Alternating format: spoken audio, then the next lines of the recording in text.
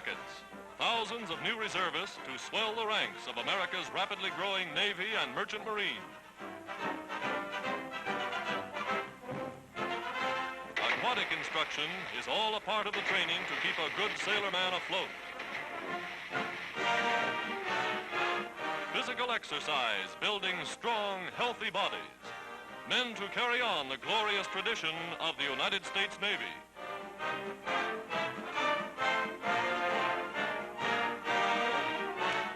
In summer whites, the school salutes men who have been promoted from the ranks.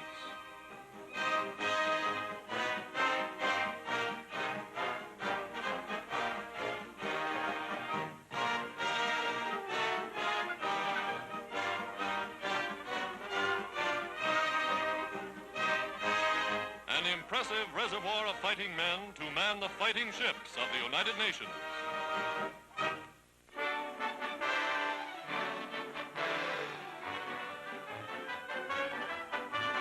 Surf bathing in Australia is quite a sport.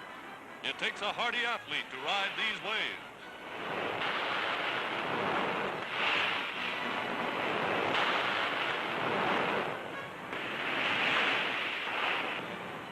Coming in on breakers at top speed, they handle their rubber surfboards with remarkable skill.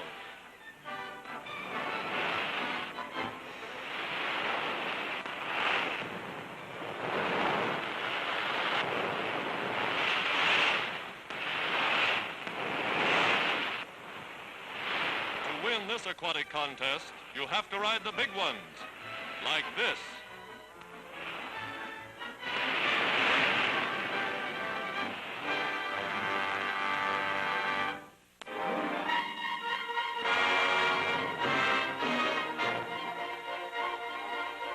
Final chapter in the United Nations drive to seal the doom of the Axis in North Africa. Americans of the 2nd Army Corps on the road to Bizerte. Armored brigades clearing a path for the infantry.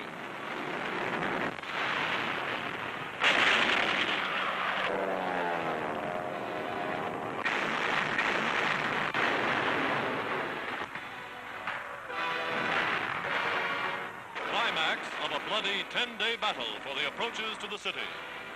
Allied tank commanders await orders to advance.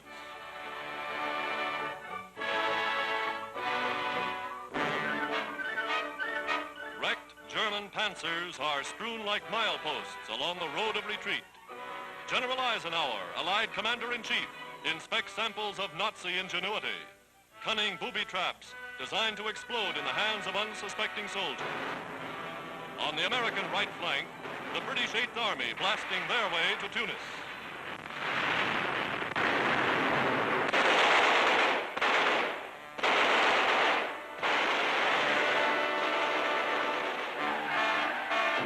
Town after town falls to the Allies.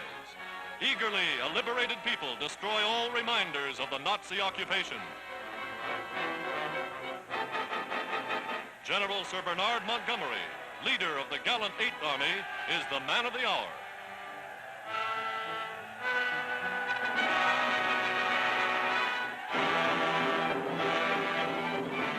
In the north, the tanks roll on. Desperately, the crippled Luftwaffe seeks to stem the drive.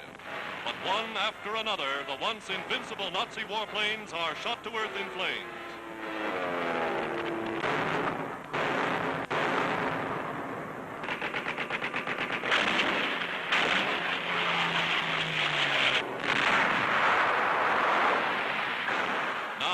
Across Lake Bizerte, U.S. artillery reduces the Nazi-held naval base.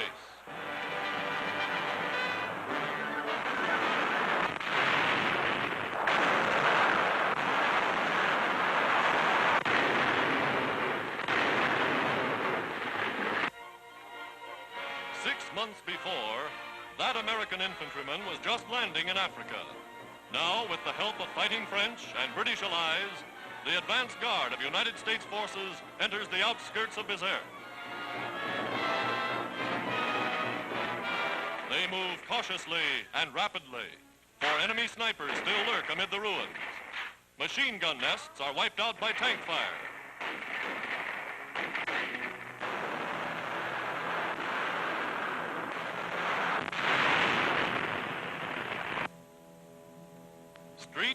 street, they searched the city, surprised to find no signs of the expected Nazi resistance.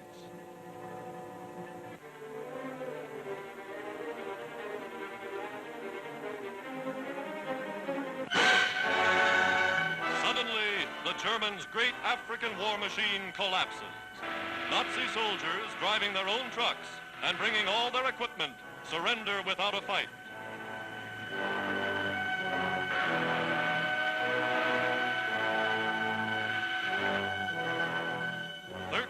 Nazi generals are captured in the roundup.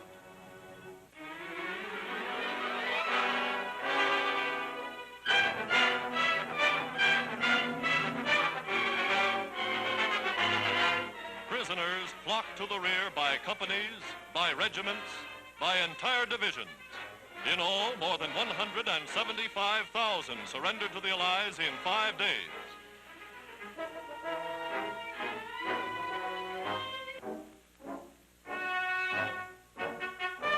Well-clothed, well-equipped, and seemingly well-fed, the Nazis simply threw down their weapons and threw up their hands.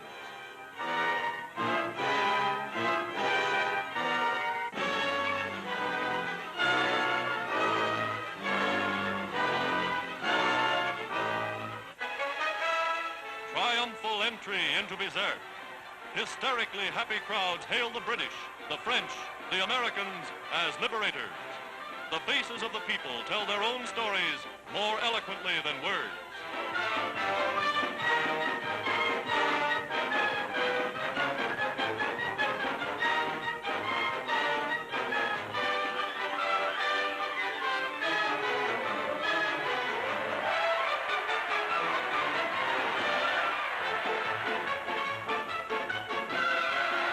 Scenes of jubilation that are being repeated throughout all Tunisia.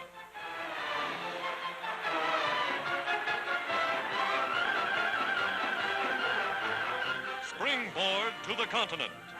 The banners of the United Nations replace the swastika over North Africa.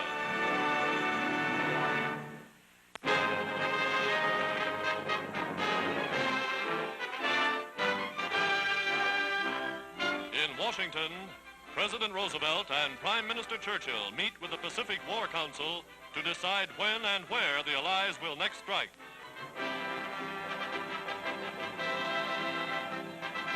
An imposing array of military headgear signifies that the war chiefs are in conference.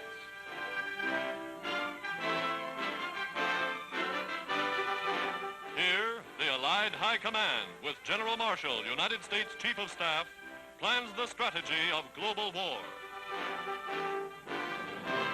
On the White House lawn, the Joint Command, British and American.